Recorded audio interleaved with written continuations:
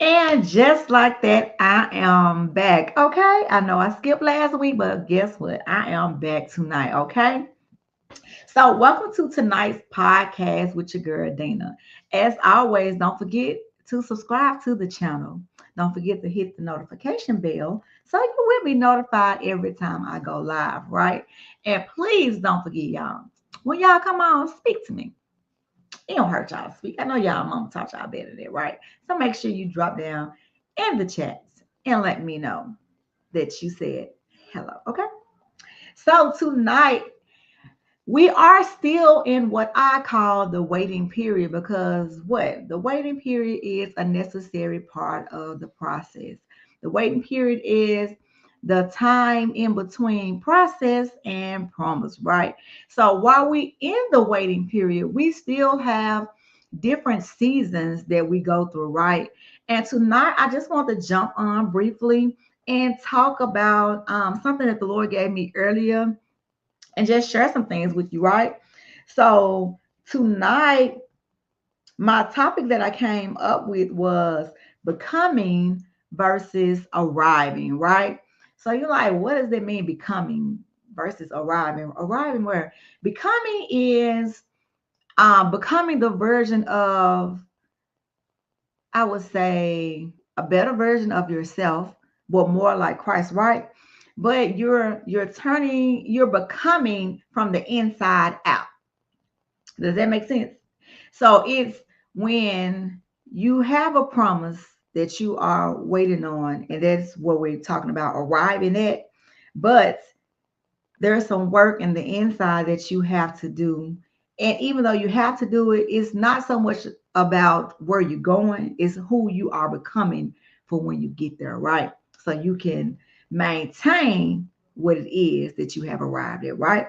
So, as always, I did my homework and it says becoming versus arriving, right? The sacred work of transformation. So I want to invite you to shift your focus from destination to formation, from getting there to growing here, right where you are. It's about honoring the slow, holy work of becoming when arrival feels so far away, right? So what does becoming look like? Like what is something that you're saying? Like what do you mean about becoming? So, as always, I'm gonna tell y'all some of my business, right? So for me, wants me to give you a real life example. So for me, who I am today has been a process and a journey of over the last, I'll say 3 years, right? So in my mind, we talk about even in the podcast how I got to the podcast about doing and being on the journey. The waiting period for me was waiting for my kingdom spouse, right? So in the process of me waiting and of that arrival, I have become somebody that I didn't even know or didn't even know that was existed, right? So it's a good thing, right? Because my perspective has changed, my character has been shaped and molded to new levels of expectation, new levels of experience. And for me, I just feel like the person who God has had me becoming is much better person so that when I get to the arrival of that destination that God has for me with that kingdom spouse, that I am able to maintain and look like God while doing it right. So we have to, I know we've talked about this before, but we always focus on getting this or getting to the promised land, or God told me he was going to give me this, or God showed me this. And we so focus on what we're going to get to that we don't focus on the becoming where we're going, right? And so whatever it is, it's already prepared. It's already sitting there waiting for you. It's just waiting for you to become and grow into the person that God needs you to be so that you're able to sustain it, right? So that's what becoming looks like for me. It was shaping my character, maintaining my emotions. That's a big part of life is learning how to maintain your emotions. Like, because We get into our feelings about a lot of stuff, but feelings does not mean facts. Okay, it does not. So we have to learn how to maintain it. It's hard most of the time, but as you practice it, it gets a little bit easier and easier where you can, for me, think and pray before I react on some things because sometimes we just fly and it ain't always good, right? So even to become something you've never been before, you have to be brave. You have to be courageous. You have to be strong because listen, becoming ain't for the weak. Because it forces you to grow in places that you may be comfortable in. And y'all know we don't like to be uncomfortable, right? But in this season, God has taught me to be comfortable being uncomfortable, right? So, in order for us to maintain that, we still have to come out of our comfort zone. We have to have an open mind. We have to be willing for God to stretch us. I know it's a lot, but I can tell you that it's worth it. Will it be easy always? Absolutely not. Will you always want to do it? Absolutely not. Because becoming comes with growing pains. And listen, I ain't never had no baby before, but they said them labor pains is something else. So I feel like them growing pains feel just like them labor pains that they be talking about because a lot of times it is hard. And sometimes you get in the middle and you be like, you know what? Don't even worry about it, Lord. I'm good. Because why? God will show us something or tell us something, and we look forward to it. But oh, baby, when we get in that process of becoming and what it looks like and what it feels like, that's all right, God. Get somebody else to do it. I'm good on that. I'm good. I don't want to do it anymore. Get somebody else to do it because it's a daily surrendering of your flesh to the spirit. And a lot of people say you may be too churchy or whatever, but baby, everything is spiritual. First the natural, then spirit, right? So it's still a part of the becoming, right? It takes courage to stay in the process, as I just said. It takes faith, baby. You said you just all you need is the faith the size of a mustard seed. No, ma'am, sir, you need a whole lot of faith because it takes faith to trust that God is doing something in the unseen.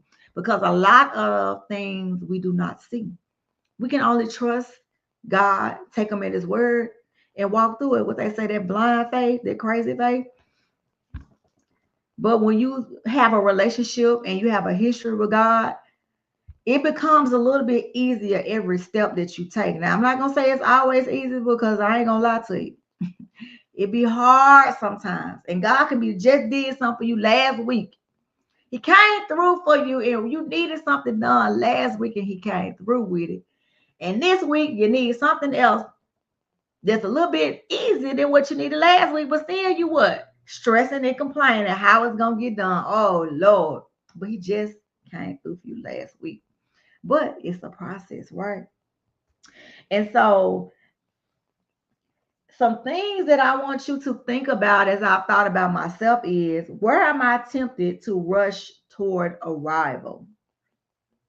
You can drop it down in the chat. I'll come back and look at it and we'll talk about that on next one, right? But where are you tempted to rush toward arrival? Is it a house that God shows you that you're going to have and you just want to go bypass the process of getting everything you need to get to the house and jump in that house? Could be. Is it you trying to rush to your kingdom spouse? Like I was from the beginning. Like forget all stuff in the middle because I thought I was ready, but God said, no, no, no, no. You think you're ready in yourself, but with the kingdom spouse, the kingdom wife that I need you to be for my glory, you're not her yet. So I need to get you to become her, to shape you, to mold you, to make you into who I need you to be. So when you step in that role of that kingdom wife, then you will represent me. Then you can't be out here misrepresentation now. You got to come with it like I have taught you, right? So it says another question is what part of you is being formed in this season? Like for me, what is being formed in me is the stretching out of my comfort zone, right?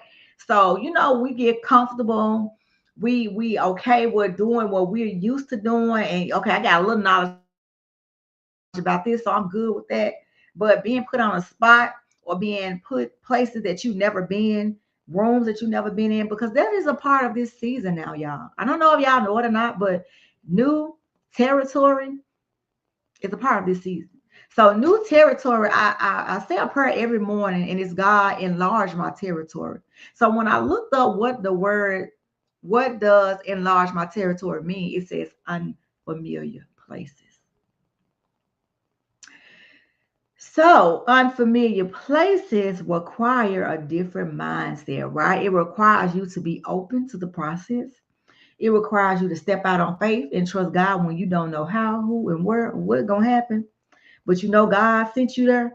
So, like I said, in these rooms that we are getting ready to walk in, where your name's being mentioned in places and you don't even know the people, that's God. But He's setting you up because you have become what He's needed you to be, right?